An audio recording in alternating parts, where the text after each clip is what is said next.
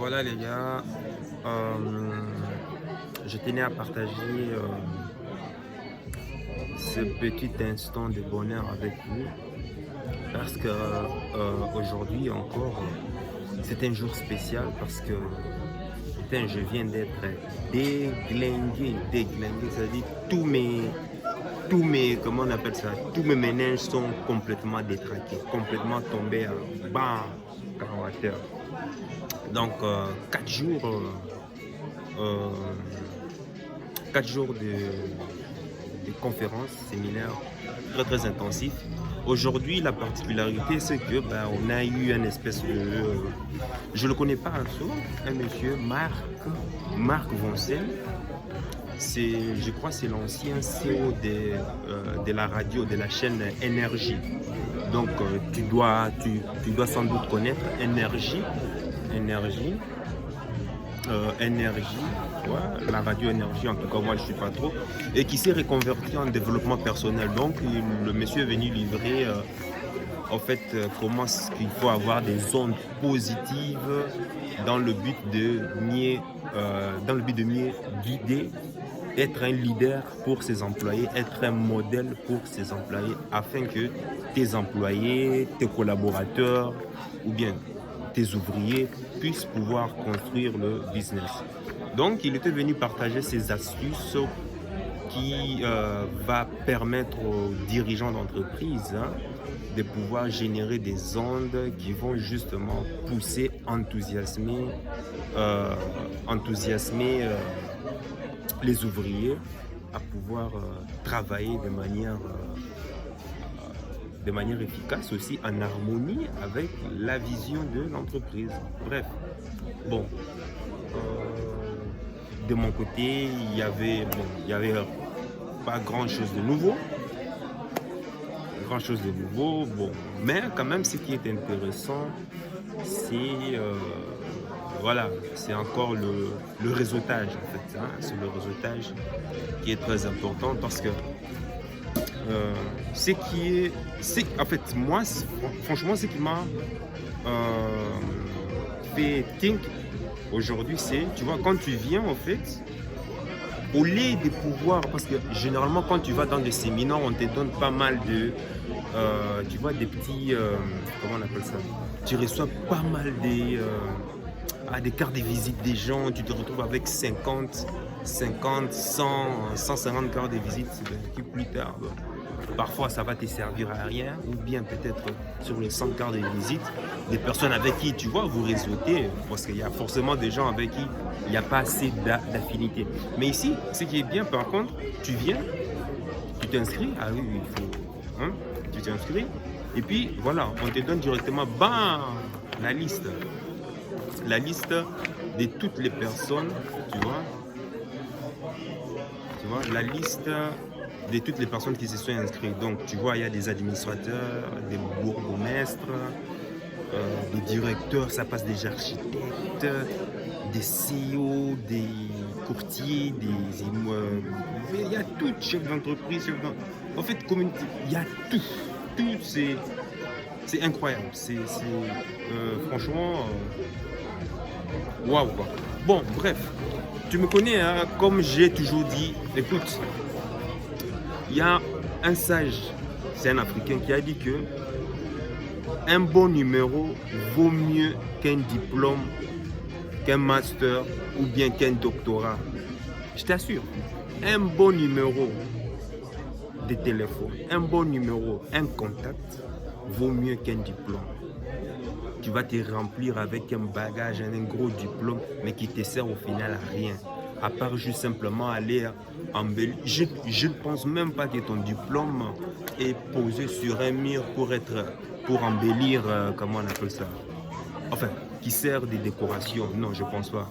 Généralement, quand on obtient ce diplôme, 2 jours, 3 jours après, directement dans les archives, aux oubliettes, quoi.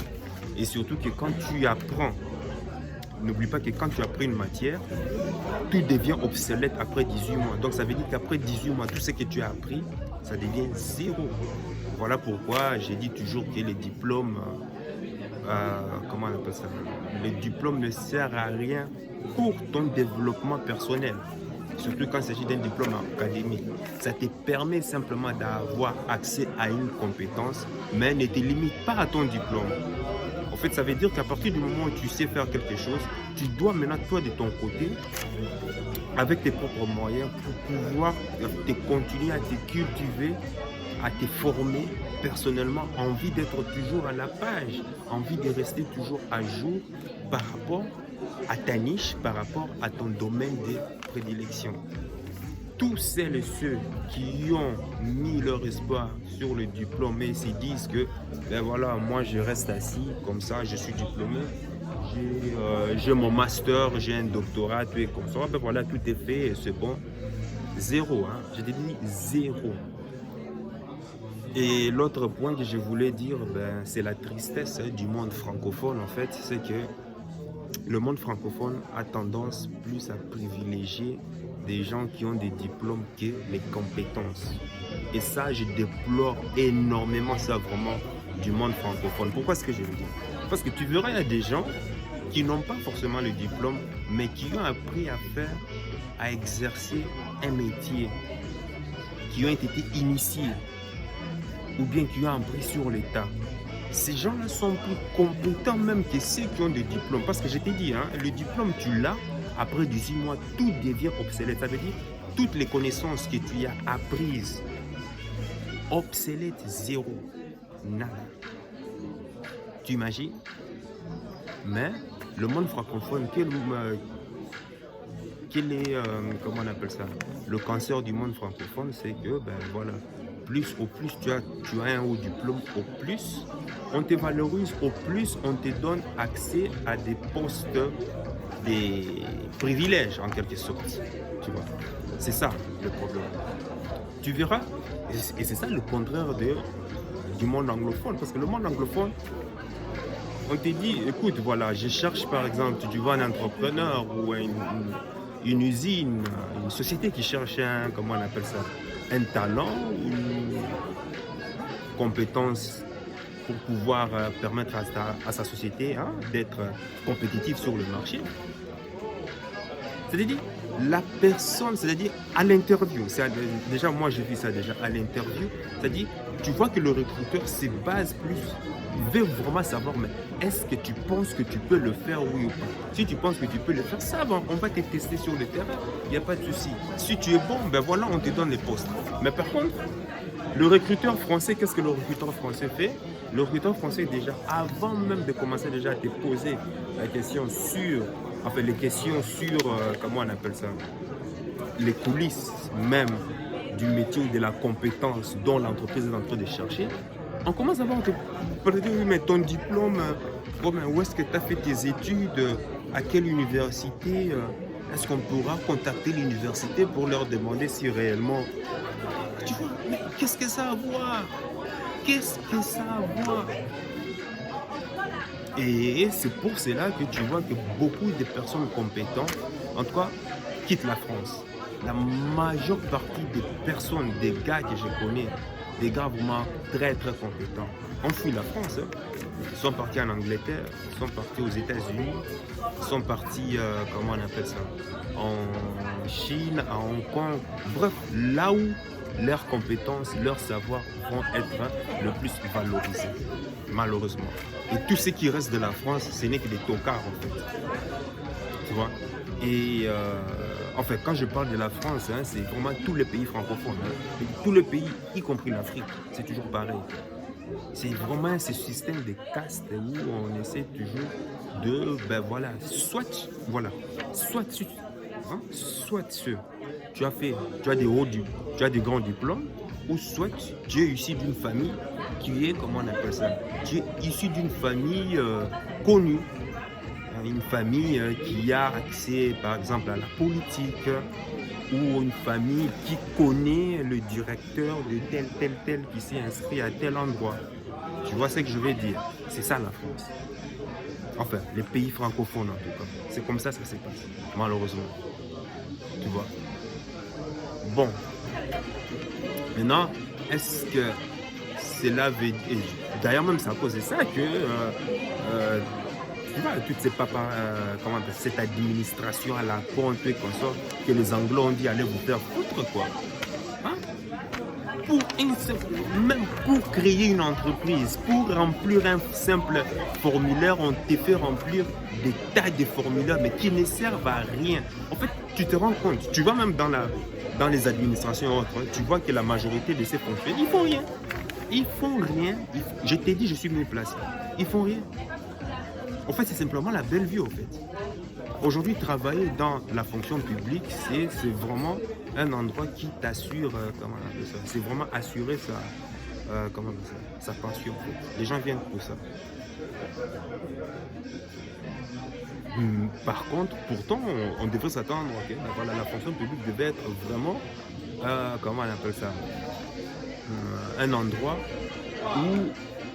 qui réunissait des talents en vie de pouvoir faire marcher, fonctionner la machine, enfin l'entreprise qui est le pays, normalement.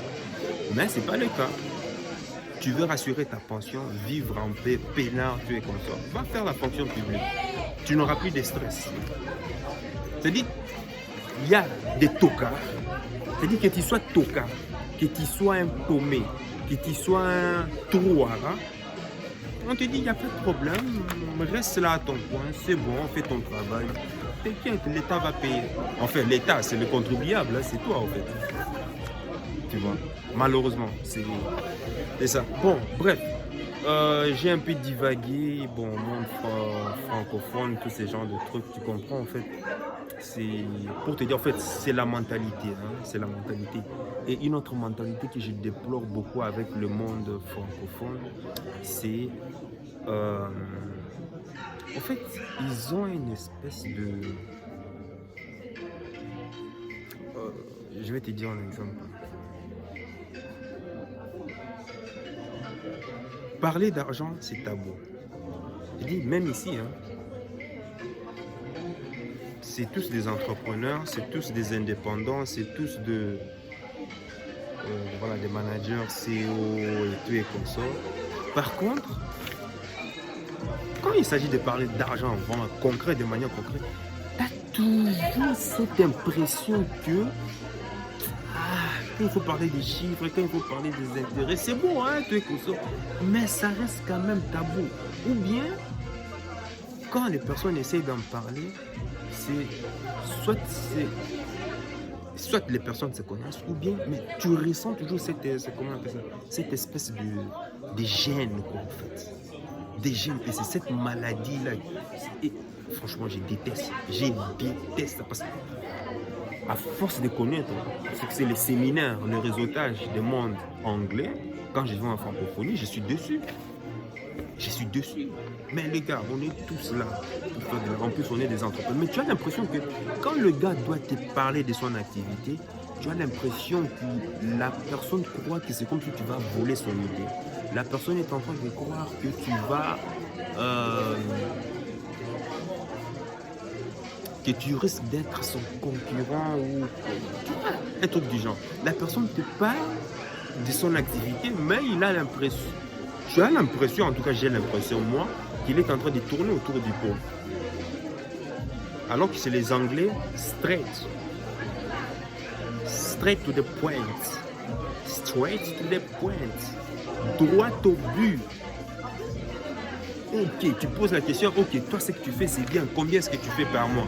Ah, la personne te dit, bah putain, je ne mettais pas 165 000 euros par mois. Ok, bon, bah maintenant, tu penses que moi, si dans mon domaine, je pense que si je commence aujourd'hui, est-ce que tu penses que je vais arriver à faire comme toi, hein? Comment est-ce que tu peux me conseiller? Le gars est content même de t'expliquer, de te donner même, comment on appelle ça, les rudiments, de te donner même les ingrédients qui font son succès. Dans les networking français, en général, et belges, c'est encore pire. Hein? Oh my God, ça c'est encore pire en fait. Il faut vraiment créer des affinités pour vraiment que la personne puisse lâcher. Donc tu comprends pourquoi chez LR, moi c'est pour ça que j'adore LR en fait. Hein? Parce que là-bas tout est mis à nu. En fait. Tout est mis à nu. Il n'y a pas de tabou, rien. Voilà, le mot tabou. C'est le tabou que je cherche. C'est le mot tabou. C'est bien. On se rencontre, on est des indépendants. Quand chacun retourne chez lui, chacun de son côté, c'est, comment on appelle ça? On vit seul, hein? Notre parcours, on est un peu solitaire en fait. C'est ça, j'ai dit dans une de mes vidéos, si tu veux connaître ce que c'est l'entrepreneuriat, tant que tu n'as pas connu d'échec, tant que tu n'as pas encore fait faillite, oublie. Ça n'a rien, il n'y a rien de luxe dans l'entrepreneuriat. C'est le sacrifice, c'est la persévérance, c'est, en fait, c'est, tu dois même pas te poser la question que par quel business je vais commencer pour pouvoir manger. Non, il faut te dire qu'est-ce que j'aime bien faire. En quoi tu es à l'aise. Parce que quand tu vas te lancer dans un business, il y aura des hauts et des bas. Pendant les bas, garderas-tu la même cadence? Garderas-tu la même niaque, la même persévérance? C'est ça le problème. Suivre la vérité dans ta décision jusqu'à ce que le moment de l'excitation, l'émotion de cette excitation qui t'animait au début puisse toujours être maintenue, même pendant la baisse. Et c'est là qu'on perd, que beaucoup perdent leur plume. Tu vois? Donc, bon, bref, voilà, je divague un peu. Mais bon, bref, c'est cette différence que je tenais à partager au niveau du réseautage, du networking qui se passe dans le monde francophone et puis anglais. Bon, tu vois, je le fais ça un peu à la freestyle, mais pourquoi est-ce que je l'ai fait? C'est parce que j'ai quand même fait une vingtaine de networking français, belge, et ça ressort toujours, c'est pareil. Que tu ailles en Suisse, que tu ailles en, comment on appelle ça, en Afrique, que tu ailles, comment on appelle ça, que tu ailles en Belgique, au Luxembourg, c'est toujours le même, la même énergie, enfin le même aura que je ressens toujours. Alors bon, tu me connais, hein, moi je casse tout, hein, je casse les tabous et alors là la personne se réveille. Oh, t'es direct, hein. J'ai dit bah écoute, c'est quoi le problème? On a l'impression, par exemple, parler des échecs, c'est tabou ici. Ici, enfin, certaines personnes, pas tous, préfèrent toujours parler du momentum, hein, de ces moments où ils sont, comment on appelle ça, de ces moments qui leur ont permis, enfin, ils parlent toujours du côté du business florissant, mais ils ne parlent jamais de, comment on appelle ça, du côté obscur. Pourquoi? Parce que ça a l'impression, ça fait comme si c'était de la mauvaise pub en réalité. Mais on s'en fout. Parce que moi, tu sais moi, quand je suis en face avec une personne à succès, un serial entrepreneur qui a connu le succès, moi ce n'est pas ce succès qui m'intéresse, non. Non. Qui est le... Bon, un élément clé à savoir. Renseigne-toi toujours de ces échecs. Oui, monsieur, c'est bien, tu es aux as, tu es le top des tops, tu es le numéro 1 dans tout. Ok, mais parle-moi un peu de tes échecs. Où est-ce que tu as fait tes échecs?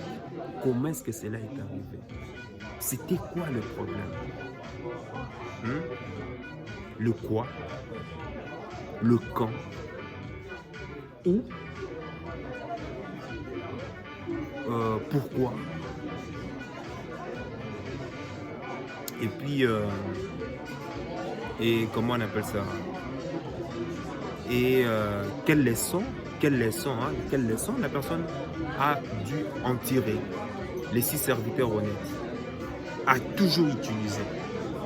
Parce que c'est à travers les échecs que ça va te permettre, toi, de pouvoir emprunter le raccourci et atteindre le même résultat que la personne comment on appelle ça? A atteint. Mais bizarrement, dans le monde francophone, l'échec est tabou. Je ne comprends pas. L'échec est tabou. Alors que c'est un élément crucial qui permet justement à pouvoir atteindre le succès en fait. Tu sais, l'échec et le succès, c'est un peu comme une pièce deux faces, hein, pile ou face. C'est comme ça. L'un ne va pas sans l'autre. Donc, astuce, quand tu vois une personne pleine aux arts, succès, qui passe sur toutes les chaînes des médias, renseigne-toi toujours. Quels sont ses échecs? Tant qu'il ne te parle pas de ses échecs, moi je dis toujours que non, ça craint là. Ah oui, c'est un leurre, il y a quelque chose de pas correct. Tu peux pas parler de succès sans échec, c'est impossible. Alors soit la personne est en train de tricher. Donc voilà, toi dis-moi aussi dans le commentaire quelles sont les différences que tu remarques dans les mentalités francophones, pas forcément parmi les entrepreneurs, les chefs d'entreprise ici, tu es consort, non, mais aussi peut-être dans ton milieu, peut-être que tu as ces genres de différences, que peut-être que tu as fait déjà ces genres de constats. Dis-le-moi dans les commentaires et puis dis encore qu'est-ce que tu as aimé ou bien qu'est-ce que tu n'as pas aimé dans la mentalité anglo-saxon. Donc voilà, moi je te partage ça et sur ce, ben, je te laisse. On est en train de réseauter ici. On n'est pas encore fini, on a fait de réseauter. Putain, une semaine, hein. C'est une semaine, ça fait que boum boum boum boum, c'est puissant quoi, tu vois. Bon, la plupart sont déjà partis, hein, donc, voilà.